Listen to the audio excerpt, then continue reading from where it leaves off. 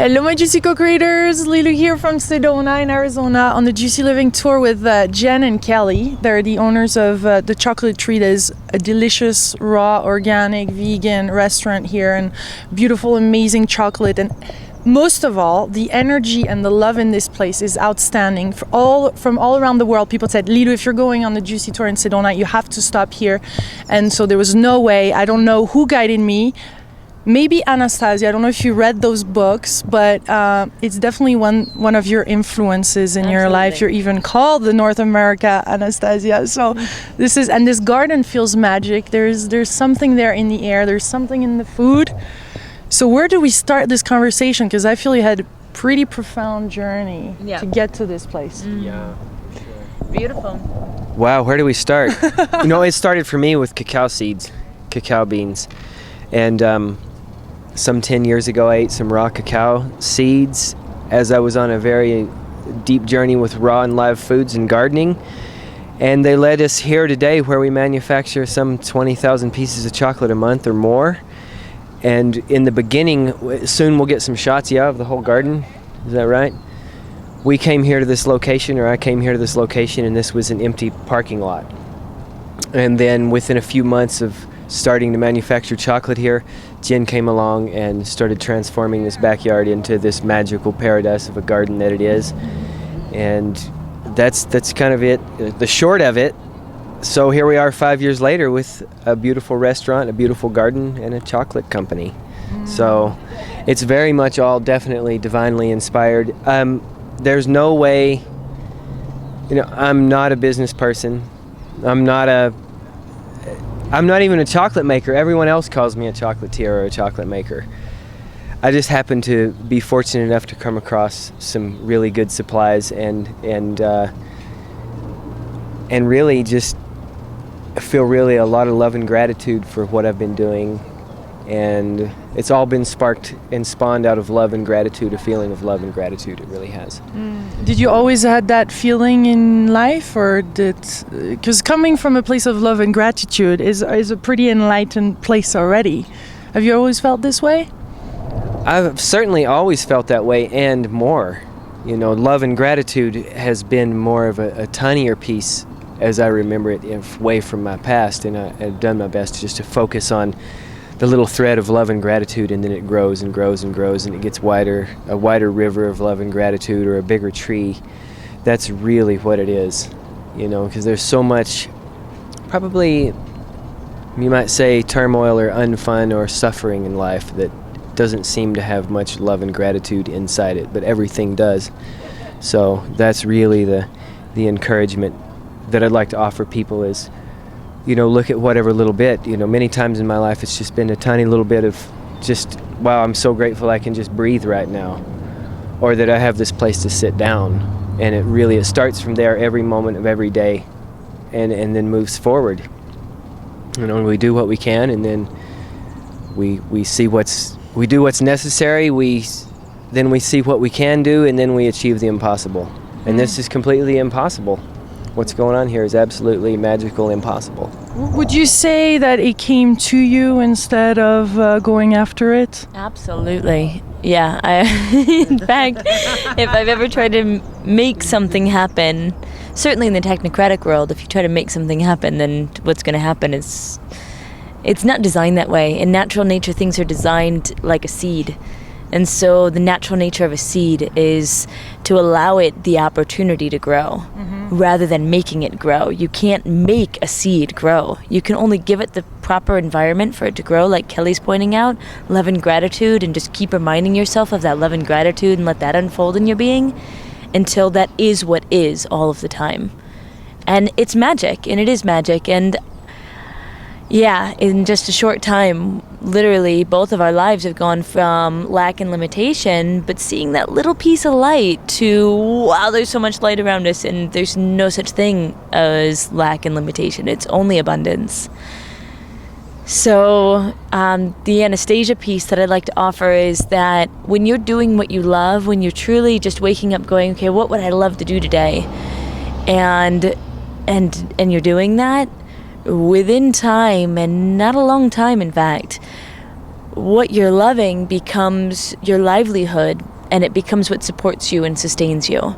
And that's what's happened here at Chocolatree. You know, Kelly's right. About 5 years ago, this whole space it was the parking lot. I mean, it was like an extension of the parking lot with a juniper and a couple of, mesquites growing, which have many years on them. They're 60 at least years old. And, it was like this big, it was like a bowl of dirt and hard red rock and soil. And I'd never gardened before, but I read the first book of Anastasia, and I was really inspired. So you chewed those seeds? Absolutely. We didn't chew them. We just put them in our mouth, under the tongue, or just in the mouth, or you just let them soak in water like you do soak in sprouting. But you soak them either with a little saliva or with a prayer. Just a prayer or a piece of your being. And I often encourage, when it is planting time now, for all the employees and people that work here and our family to also then give their piece of peace, whatever that is, contribute that to the seed, and then that seed is then growing for them. So we've got a lot growing now, physically and metaphysically, of course, and lots of seeds have been planting, and it seems like they're all growing, and they've all been germinated with love and gratitude. So would you say that somewhat this garden represents how you're feeling inside and your love and your heart? Could we say that our gardens, because yesterday, interestingly enough, we interviewed this beautiful lady called Adele, and she's 86 years old. Absolutely. What an inspiration. Yeah. And she says that it's our sacred garden is really our heart. And so this feels really paradisiac and heavenly. So there's definitely a lot of love. And wild. And wild. There's fairies and all the kind of little things hanging out here. Yeah. Yeah, absolutely. I feel like the environment that you choose to put yourself in is a reflection of your inner environment. So if your inner environment is full of, life and air and love and, yes, and your heart is at ease and it's growing and it's, feeling sunshine and feeling love, then your outer environment is also going to reflect that with flowers and, and the bees and everything nurturing itself and, the fruiting that happens from that. And so in the Anastasia's book, she's saying that this is really the gardens bring unity too on the planet. It's really a transformational element. There's so much that Anastasia touches upon in her several books, and I feel like everybody gets a different piece. Obviously everyone can watch the same film but get a different meaning from it, right? Mm-hmm. It's the same with obviously these books and any book in general. When you read the books, they'll touch you on different levels, and then you can go back and read them again and they'll touch you on a whole nother level that you felt like, wow, I didn't realize that was even there. It keeps uncovering something. And one main thing that you just brought up is that when you're doing what you love, when you're loving what you do and putting that passion, your seed, I like to say your piece of peace. Everyone has their piece of peace to offer. And so when you're offering your piece of peace to the situation, then you're part of the whole. And yes, of course it's going to affect the global community, and the macro affects the micro, and micro. And so, yes, we can be the change we wish to see in the world, and we are, through just doing what you love. It's as simple as that. Inspiring and juicy. Yes, indeed. Well, the way I see it too is everything is a garden. Mm-hmm. People typically think of gardens as some place where you plant fruits and vegetables and herbs and you eat out of them. But our businesses are our gardens. Our bodies are our gardens. Our homes are our gardens.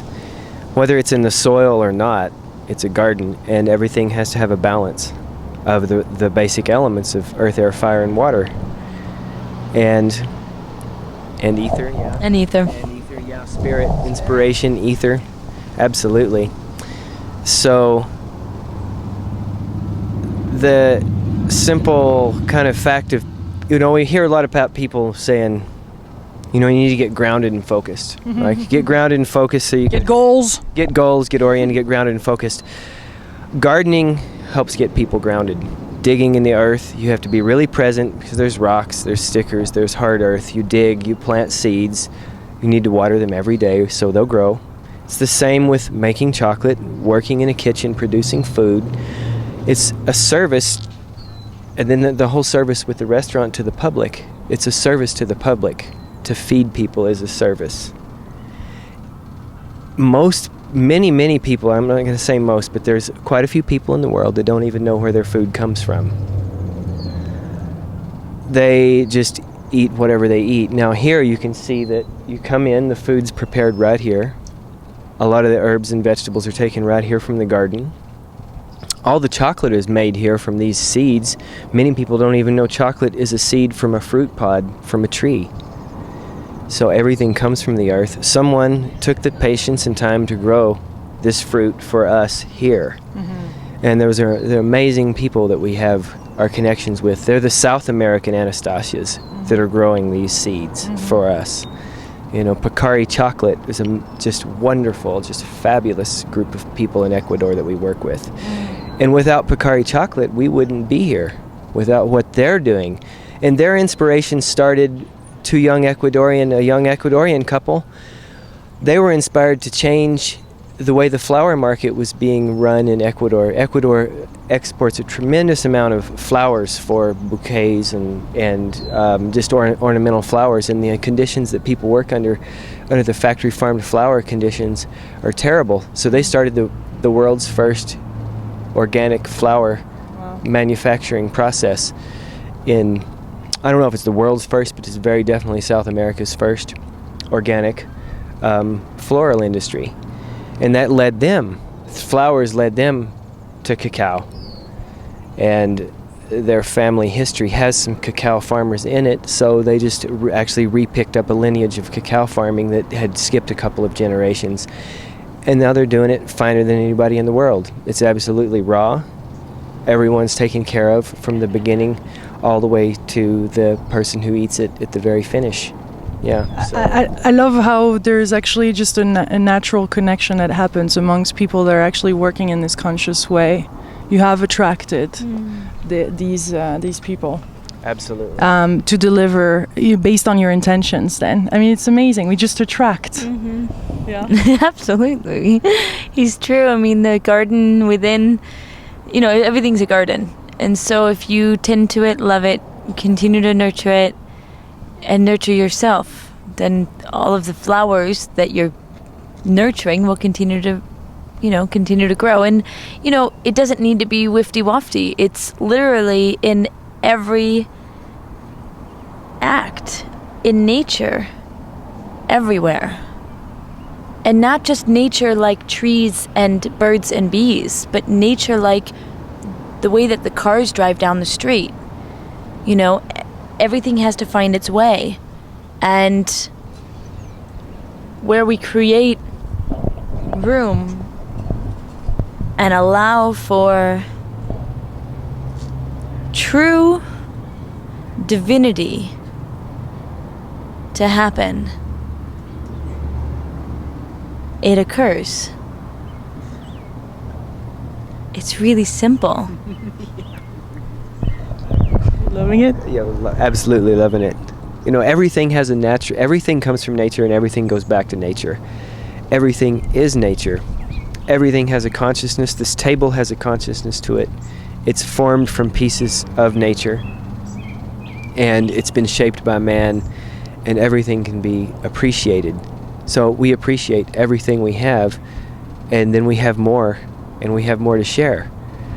It's so wonderful. And what's happened here, especially over the last, all of the 5 years, but Jenny is being very humble about everything. What she's done with the restaurant and the garden here it's beyond amazing. I'm so appreciative. We're so appreciative. The whole community is appreciative. And we appreciate all of you. Please come here and share. Oh, you'll receive some emails. Yeah. And people will come and visit. Yeah, fantastic. Well, welcome to Chocolatree. Yeah. So it began with Kelly seeking out a kitchen so that he could start to create chocolate, and his initial chocolates were called Magic Healing Bars, which are my all-time favorite. Oh, they're so good. Absolutely amazing. And when I met Kelly coming through Sedona, I was at the time I was harvesting gemstones.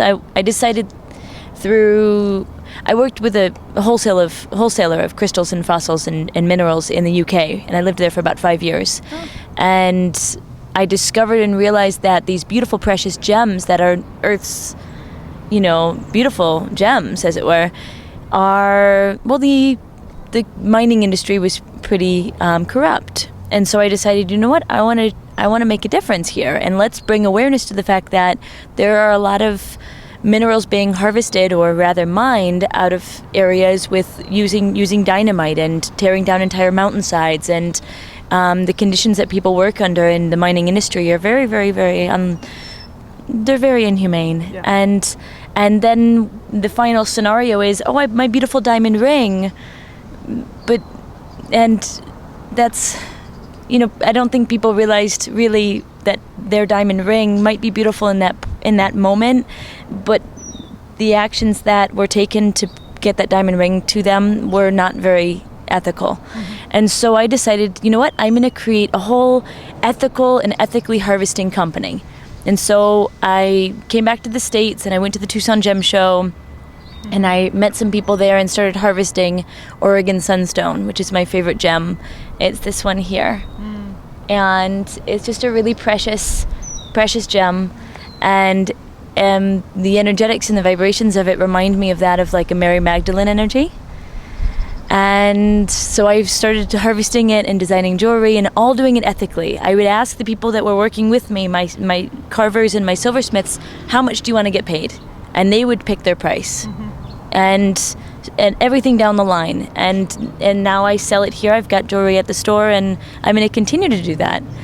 And then that led me to meet Kelly, who was doing what he loved because he felt the truth in it.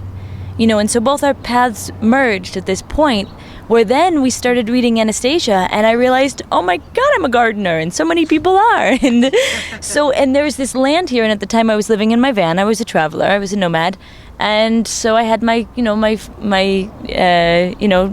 traveling home, and I decided, well, I'll stay here for a while, and I started to do some, work in the garden, and then now 5 years later, I've done more work in the garden, and from that, it's allowed me to get involved with the food industry as well and make a difference on that level, because we all know about the agriculture industry and how there are some definite changes that can occur there. And so one of my biggest intentions here is to create a sanctuary where all beings are honored to really express their authenticity. And I do that, and we all do that, by honoring our own authenticity. And so it's in all of our actions along the way. I only source organic produce, only source organic seeds, herbs, vegetables. Everything is all organic, and I make as many connections with the farmers and the growers as possible to remind them, thank you for doing this, because you're contributing to a larger scale here that really affects the global economy. Mm-hmm. And it affects everyone making conscious decisions.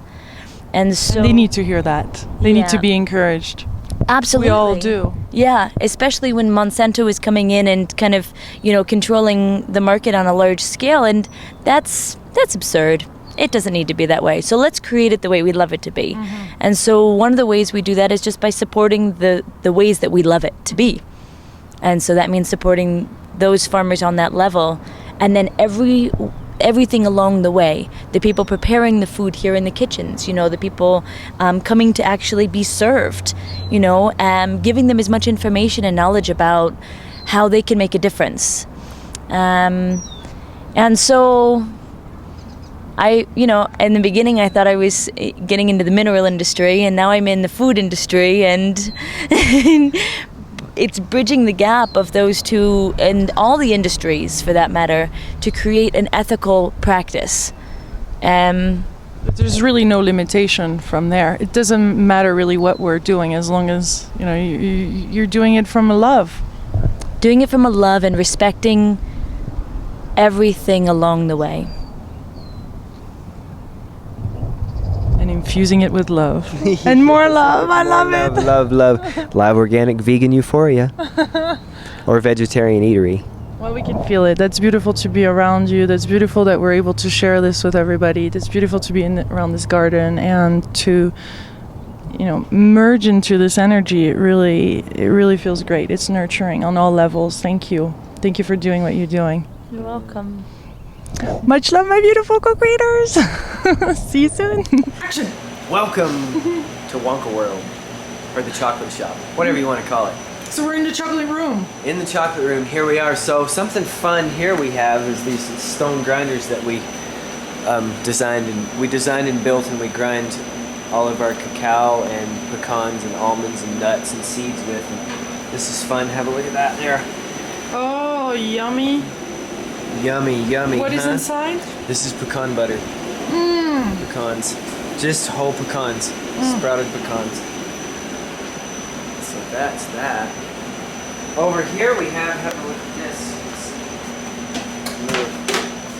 Little Yoda's in charge with Hanuman there, and I love it. little troll. Awesome. Here's the pure 100% ground cacao beans. And that's the base for everything that we do. Wow. Beautiful, huh? Yes. Here we have our tempering stone. This is where hand make. A lot of the chocolate's all handmade here on the stone to temper it. Everything that man right over there. Jeffrey. Hello, Jeffrey. Ciao, namaste. Fortina Chocolates. He does everything here on the stone for his bars, so every one of his are handmade. We also do have some melters and tempering machines over here. All sorts of different molds and bits and pieces of wonderful chocolate making equipment.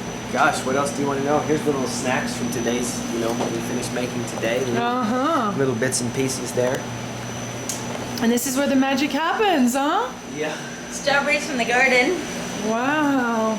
And boysenberries. Wow. The boysenberries are ready. These are the first two. The first two? Mm-hmm. Oh, let's have one. You ready?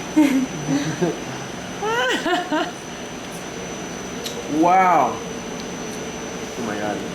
Okay, let's get you.